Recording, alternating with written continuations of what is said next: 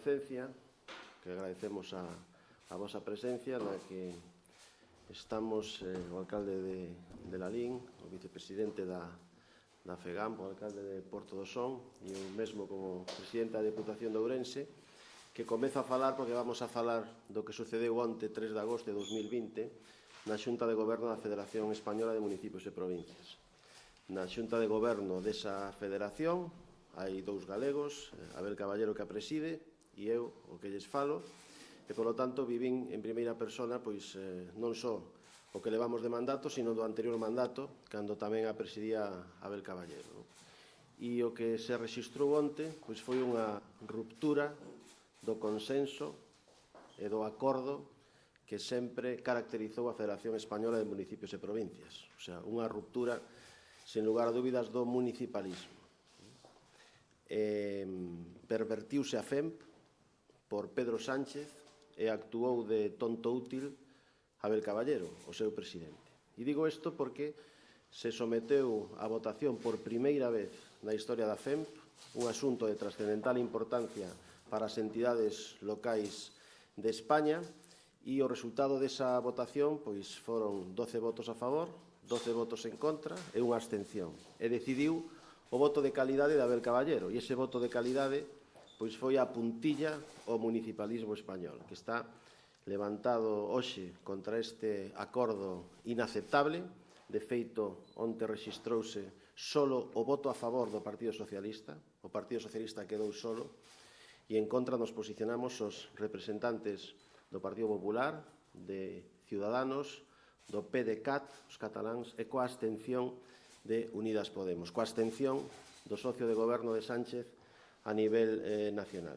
Foi unha reunión posterior a dúas convocatorias anteriores frustradas que non foron quen de celebralas porque sabían que non iba a sair adiante a votación e non querían empregar ese voto de calidade de Abel Caballero.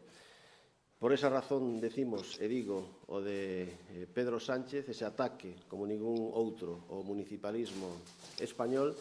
E por iso decir que se produce un ninguneo das entidades locais nunha situación de pandemia, de extraordinaria crise sanitaria, económica e social.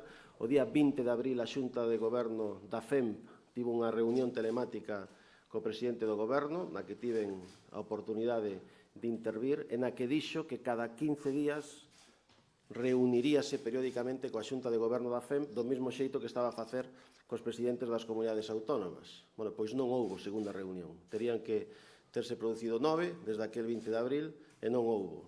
É dicir, unha ignorancia total do que representa o mundo do municipalismo e das entidades locais en España e un ninguneo que temos que denunciar e que hoxe, despois do acordo de onte, e minutos despois de que se asinara no Palacio da Moncloa, porque tivemos a ocasión de velo en directo, ese acordo no que Abel Caballero estaba solo acompañado de representantes do PSOE, e un acordo que non é un acordo da FEMP, é un acordo dos alcaldes socialistas que están na Xunta de Goberno da FEMP. Unha escenificación patética na que non houbo, por non haber nin declaracións, e só se limitaron a asinatura do documento. A FEMP, como dixen antes, a Xunta de Goberno caracterizouse sempre polo consenso e pola unanimidade. De feito, o 22 de maio deste ano aprobamos un documento que se chamaba Pilares para la Reconstrucción Social e Económica, documento aprobado por consenso, que era o que contiña as reivindicacións do municipalismo español nesta situación de pandemia. E o que se nos impón por parte do Goberno é un documento que non aporta un euro ás entidades locais, que sigue nesa estrategia de ninguneo, que reflicte insolidaridade, que reflicte desigualdade, que ignora por completo o mundo rural e os concellos do mundo rural, e isto en Galicia hai que dicirlo tamén alto e claro, é que aquilo que decíamos de invertir os remanentes e o superávit, é dicir, a liquidez das entidades locais no territorio que foi quen de xeneralos, neste caso nos concellos e nas deputacións e nos gobernos provinciais que fixemos ben os deberes económicos, pois que non se podía producir ese expolio, esa incautación, esa confiscación por parte do Goberno da Nación. Falábamos en relación cos remanentes e coa liquidez das entidades locais de que tiña que ser inmediata, de que tiña que ser íntegra de todo o remanente e incondicionada.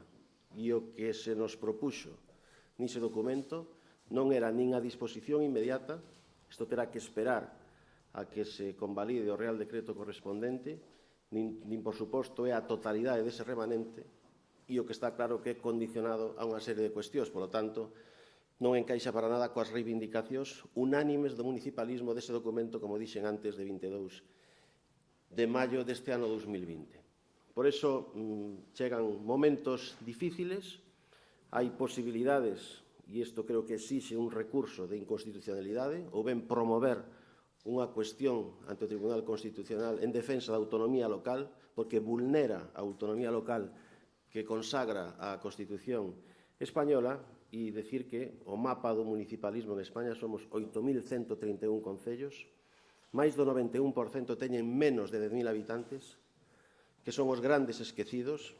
7.378 concellos de España non chegan a 10.000 habitantes, e case a metade do total, 3.508, teñen débedas, é dicir, non poderían entrar nesta dinámica que presenta este documento. Por iso, rexeitamos absolutamente esa proposta, rexeitamos que se producira esa ruptura do municipalismo e do consenso a nivel nacional, que vai ser difícil de reconducir pola imposición dunhas condicións e dunha proposta, como dixo a ministra de Facenda, que non había alternativa.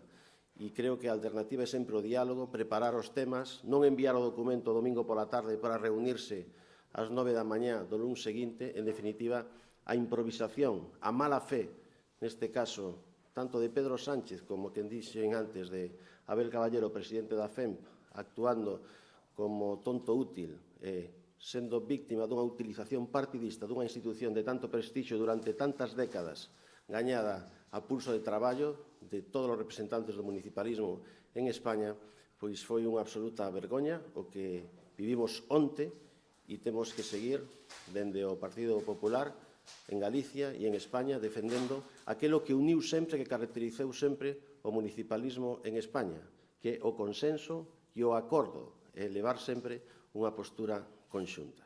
Moitas grazas e interveñen a continuación os meus compañeiros, comenzando polo vicepresidente da FEGAMP, Villares. Gracias.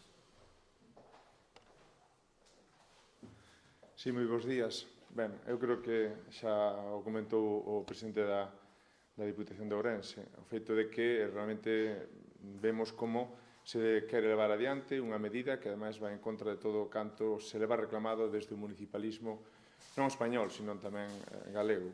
E sobre todo galego, porque ademais o feito, e unha vez visto ou por encima ese documento, realmente vai máis en contra dos municipios galegos, vai máis casi a favor das cidades, pero máis, eu creo que en contra do municipalismo galego. Sobre todo porque as inversións van dirixidas a unha serie de políticas que serían máis aplicables no mundo urbano. En todo caso, xa sin entrar en este documento, o que sí é certo, eu creo que o que non podemos aceptar é o feito de que falar, e en este caso, de un documento que vai en contra de todo canto se leva reclamado desde o municipalismo desde sempre. Eu creo que un dos lemas máis grandes que todos os, sobre todo o presidente da FEN, dixo e leva dito desde fai moito tempo, un lema que asumimos desde o municipalismo e todos os alcaldes e compañeiros dentro do Partido Popular, é que non se quere ningún tipo de tutelas e non queremos ningún tipo de tutelas ás administracións locales por parte de ninguna outra administración. Eso se leva dito por activa, por pasiva, de 1000 modos. Eu creo que aceptar este documento como así o aceptou o presidente da FEN, eu creo que é unha auténtica deixación de funcións e unha falta de respeto a todo canto se leva dito pola súa boca durante todo este tempo. Nós, desde o municipalismo, entendemos que hai un diñeiro, hai uns remanentes que levamos reclamado durante fai moito tempo. Levamos reclamado porque entendemos que é a boa xestión feita por os distintos compañeiros, alcaldes e alcaldesas durante todos estes anos. Unha xestión que, ademais, é a xestión e os cartos dos nosos veciños, de cada un dos veciños dos nosos povos, e dos nosos concellos. Por lo tanto, esa boa xestión non pode ser incautada e ese diñeiro non pode ser incautada da noite para mañá por unha acción dun goberno estatal en onde se utiliza e quere utilizar en este caso, un diñeiro que é de todos os municipios para o seu, en este caso, para o seu haber, para facer ou para desfacer ou para facer uns equilibrios de contas e un equilibrio de contas que, ao fin e ao cabo, ben salido ou sale dunha xestión ou mala xestión por parte do goberno estatal. O goberno estatal non pode utilizar os remanentes de todos os municipios para cadrar as súas contas e, en este caso, incautar do xeito que se quere incautar. Nós, polo menos desde a postura dos alcaldes do Partido Popular e dentro da FEGAN, vamos a manifestarnos absolutamente en contra deste documento e se o vamos a rechazar. Se fai unhas semanas, en unha executiva tamén quixemos buscar un documento de consenso en donde se dixera tácitamente de que rechazábamos este esbozo de documento que xa era conocido fai un par de semanas. Ese aspecto non se aceptou e ao final vemos que a día de hoxe ese documento parece ser que é o que quere o Ministerio leválo adiante. Por lo tanto, nosotros vamos a seguir con a nosa postura e vamos a seguir reivindicando o que lo vamos reivindicando durante moito tempo. Os concellos e as administracións locales non queremos ningún tipo de tutelas por parte de ninguna administración e, en este caso, o que non queremos é que, ademais, señan os nosos diñeiros e o diñeiro de todos os veciños incautados por unha administración, a administración estatal, que seguramente con el o que quere é levar adiante ou cadrar as súas contas da súa mala xestión, polo menos ese é o noso punto de vista. Nada máis, non sei se ahora mismo quere...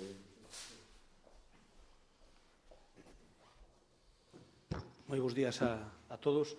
Estamos representación das 4 provincias galegas, o presidente da Diputación de Ourense e 3 alcaldes de cada unha das restantes provincias. Como saben vostedes, eu levo 26 anos de alcalde. Na miña vida, vin tropelía máis grande que a que se está cometendo e que a que se vai cometer. A razón, sin dúbida, acaban de decir os meus compañeiros, os que me precederon no uso da palabra, pero eu leváronme a plantexar se realmente vale a pena a que os concellos estemos asociados a unha federación que é FEN, onde pagamos unha cuota e onde temos unha representación prácticamente nula.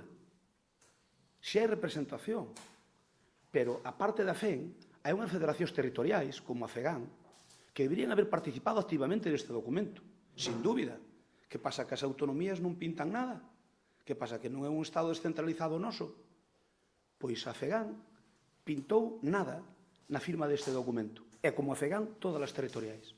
Eu lembrome que fui un vicepresidente das territoriais de toda España cando Paco Vázquez era presidente da FEN. Ele era o presidente da FEN e era, por así decir, o vicepresidente e coordinador das territoriais. E si se nos tiña un respeto. Polo menos opinábamos, aínda que non nos fixeran moito caso. Porque é certo que sempre houve unha eiva grande. E a FEN representou normalmente, históricamente, as grandes cidades e os grandes municipios. Os pequenos estaban máis ben vinculados ás territoriais. Pero é que os pequenos somos de Dios como os máis. Porque, ademais, de todo o que dixo Baltar e Villares, a maiores, aínda temos que o documento que previsiblemente salga do goberno para actualizar o primeiro que é un chantaxe. Porque dinche que é voluntario, pero é mentira. É voluntario forzoso. Porque se non o firmas, ter máis inconvenientes que ventaxas. Por lo tanto, non nos vai quedar máis remedio que ir ao matadeiro. A maiores, todo o que se leva falado de como vai ser ese documento, os concellos pequenos e medianos quedamos para sacramentos, Porque, mirade, 5.000 millóns de euros que nos van dar, que en teoría é a maiores... Ao final, se viras en que queren que os metamos, o que ocorre é que nos incautan os fondos que son nosos. Non nos liberan que é o que pideu a FEGAN, que é o que pideu a FEN, e que nos los deixen libre, porque a lei de estabilidade presupostaria, que foi moi necesaria no ano 12, obviamente non estamos no ano 12, daquela ser necesario. Tamén é certo que esa lei só nos meteu en cintura aos concellos, porque as autonomías, e sobre todo o Estado, pouco meteu en cintura. A nós sí que nos meteu en cintura. Por que temos tantos remanentes? Porque nos apretaron a villa e non nos deixaron gastar. Así de sencillo. Non porque houbera vontade de que houbera tantos remanentes no Concello. Non. que non había forma de sacar para diante as cousas. Que ocorre? Que agora que somos os que temos fondos, é que unha vez máis somos o patiño feo das administracións, pero somos unha pata do Estado, igual que as autonomías, igual que o Estado e a administración local, diputacións e concellos, somos a terceira pata do Estado. E non somos menos nin máis que ninguén, pero tampouco somos menos. E trátanos sempre como o rapaciño da película. Eu creo que xa somos maiores de idade. E, sobre todo, que defendemos a un territorio e a uns veciños que pagaron os seus impostos e que, gracias a eles, temos unhos remanentes. E agora incáutasenos e despois vanse nos dar a conta gotas durante 10 anos, presumiblemente, cunha serie... pero encima, capados para determinados tipos. Dicir, oye, o Concello de Lalín ou o Concello do Rodeiro non ten os mínimos necesidades con a gran cidade. A mí que me importa que deixen gastar en transporte público se non teño transporte público? A min que me importa que deixen gastar en 50.000 zaragalladas que no meu concello non se poden aplicar? A min importame que me deixen gastar en alcantarillados, por rural. A min importame que deixen gastar en camiños. A min importame que deixen gastar porque fai falta no meu concello. Ou para a promoción do emprego.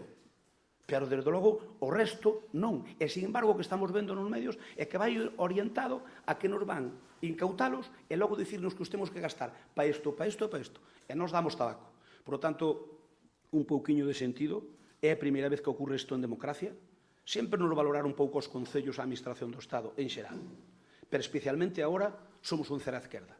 E creo que iso non pode seguir así e desde logo que nos vamos a protestar e vamos a facer valer os nosos dereitos, como dixo Baltar, con todo aquilo que temos ao noso alcance. Moitas gracias. Bueno, pues, bons días a todos. Xa o dixeron os meus compañeiros que o acordo este é un despropósito.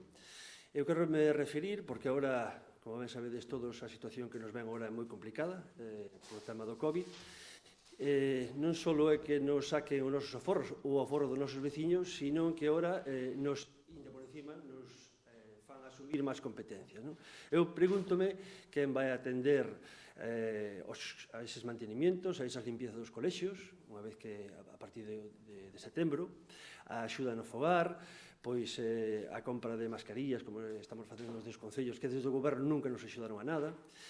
Eu digo que este é un despropósito porque os concellos pequenos, ademais estábamos meus compañeiros de menos de 10.000 habitantes, temos moi complicado. Ademais, mira, nós no concello, en este caso como o do Porto do Son, temos uns compromisos adquiridos con nosos veciños, onde contábamos con ese remanente. Levamos anos, moitísimos anos, pedindo aos gobernos que nos cambiara a regla de gasto, non? Non só non cambiaron a regla de gasto, sino que agora nos expropian os aforros dos nosos veciños. Como llevamos a dicir aos nosos veciños agora que nos sacan eso que tanto se esforzaron? Porque, ademais, pedimos durante moitos anos, que é unha crisis económica desde o ano 2009, que tiñamos que facer un gran esforzo entre todos, e que unha vez que a situación económica se puxera un poquinho mellor, pois aqueles compromisos adquiridos, pois que íamos a poder ejecutalos. Non? Como ben dicía o alcalde de Larín, un saneamento, un abastecimiento, un servicio básico, que ao fin e ao cabo son servicios básicos. Pois, unha anécdota que vos podo contar, no Concello de Porto do Son, que ven un veciño e nos pide, unha asociación de veciños e nos pide que levemos un abastecimento de agua ao seu núcleo rural. Entón, dixémoslle en ese momento que a situación económica non o permitía. Pero, claro, despois sale na prensa que o Concello de Porto do Son ten un superávit de 1.200.000 euros e un remanente de 900.000. Entón, claro, ven a asociación, o Concello de Porto do Son, dicindo, hombre, en este momento ahora sí que podes facer. Dicímolle que non, que o Estado nos deixa gastar ese diñeiro. Agora, resulta que xa lle decimos que durante 10 anos que non vamos a poder facer ningún tipo de inversión, porque non temos capacidade económica para facelo. Isto é un despropósito. Isto é o que non pode facer. Ademais, como dicían os meus compañeiros, que por encima que se rompe na FEN pois un sistema de acordo unánime de todos os partidos e que un voto de calidade do alcalde de Vigo, de Abel Caballero, pois, hombre, a min pareceme que isto non ten sentido. Non ten sentido porque, ademais, é o noso representante a nivel nacional, non? E que, ademais, non tuveran en conta pois a FEGAN, pois isto xa é para apagar e olvidarnos do tema, non? Pois nada, eu, como Concello dese casi 90% que somos a nivel nacional de concellos de menos de 10.000 habitantes, dicimos que isto teñen que modificar. Así non podemos aguantar. Porque agora veñen unha situación moi complicada. Unha situación complicada que temos que prestar atención aos veciños e esa xente máis necesitada. E sin estes fondos, sin estes aforros, que ao fin e ao cabo son deles, son dos propios veciños, pois mal goberno e mala situación nos espera de aquí, ademais, de aquí a 10 anos. Pois nada, pois moitas gracias e sometémonos a alguna pregunta se queredes alguna duda. Comentaba o presidente Baltar a posibilidade, se me escoitaron, Sí. A posibilidade de promover un recurso de inconstitucionalidade. Supoño que sería apoiándose precisamente, non sei exactamente sobre que se apoiaría, e por outro lado, si pensan reunir eses apoios para promoverlo, ou quen cree que debería promoverlo, a propia Xunta, non sei. No, estamos falando de concellos e de gobernos provinciais, deputacións, consellos e cabildos insulares, non? E estamos a falar no día despois desa afrenta e unha das posibilidades que temos legais para loitar, porque como dixo Crespo, esgotaremos todos os medios para posicionarnos en contra desta medida, pois é promover o recurso de inconstitucionalidade ou unha cuestión de constitucionalidade en defensa da autonomía local, porque consideramos que vai en contra este acordo da autonomía dos concellos, da autonomía municipal, esa autonomía que permitiu que os concellos, os gobernos provinciais, tivésemos esa liquidez, en moitos casos, en modo de remanente, en forma de superávit, e esa autonomía que sempre nos permitiu invertir ou gastar naquelas cuestións prioritarias, os abastecementos, saneamentos que se aludiu aquí, para beneficiar en servicios públicos as veciñas e veciños do territorio que xenerou esa posición económica que nos permitiría facer fronte a esos problemas. Entón, creo que o ser unánime pois, a cuestión contra este acordo imposto polo goberno, unha saída legal lóxica sería esa, e para a presentación do recurso, para promover a cuestión, pois hai diversas modalidades, como sabe, que establece a lei, e, sen dúbida, pois, por parte do partido que representamos, é unha opción seria a considerar, e non só por nós, sino tamén por aquelas outras forzas políticas que se posicionaron onte manifestamente en contra. Estamos a falar de Ciudadanos, estamos a falar do Partido Demócrata Catalán, estamos a falar desa tibieza de onte de Unidas Podemos que se abstivo, pero que non validou a proposta daquel grupo con quen goberna en Madrid. Iso tamén é unha boa foto fixa do estado de saúde político do actual goberno da nación. E dicía tamén o alcalde de Crespo que, utilizaba a expresión non esperaba tamén de tiro matadero, non? E ves asinado de forma preventiva, non ves asinado que trazo tendes para adherirvos a... Eso vai depender do que salga do Real Decreto Lei, que lóxicamente haberá que intentar, polo menos, protestar contra ele e intentar que se poida cambiar no futuro, se é posible. Pero a verdade é que a realidade é que é moi difícil cambiarlo, vai ser moi difícil cambiarlo. O problema é que isto é como cando un pai, cando un fillo que ten un problema económico, que tamén o ten o pai, de repente di, oye, se me deixas, estou pois, para mercar un piso, se me deixas algo de cartos, pois podo mercalo e despois xa xo serei pagando. E vai o pai e non só non lle dá nada ao fillo, senón que encima, mira, dos cartos que che deron teus tíos, e máis que che fundando eu, da paga e esa tal, vixo que tes 3.000 euros no banco, vouchos incautar, logo vouchos devolver en 10 anos e vouche dicir para que os queres gastar. Obviamente, iso é algo insólito, nunca antes ocorreu en democracia. Desde que hai democracia nunca houve un tratamento tan negativo contra o mundo local, que, por certo, somos a administración que máis cerca está de cidadán e o que pode dar máis e mellores servicios de máis calidad. Por que? Non porque seamos máis listos que outras administracións, sino porque estamos máis cerca, estamos aturando o alento dos veciños, témolo aquí na nosa taluga, e, polo tanto, sabemos quen sabe mellor as necesidades dun concello, o alcalde, o goberno autonómico ou estatal. Sin dúbida, o concello, que é a administración que está máis cerca. Se a administración que está máis cerca é que pode, digamos, distribuir mellores recursos e quita as competencias e quita a financiación, obviamente o que consigues é que os veciños teñan peor calidade de vida.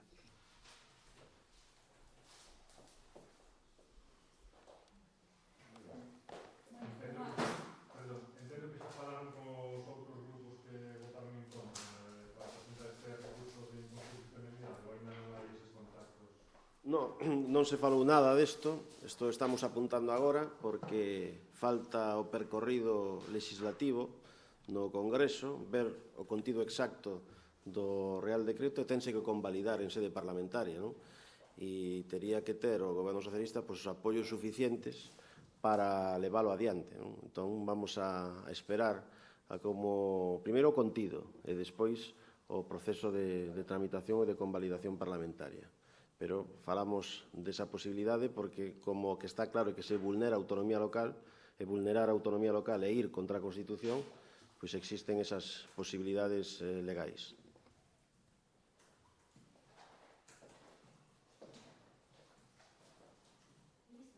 Muy bien.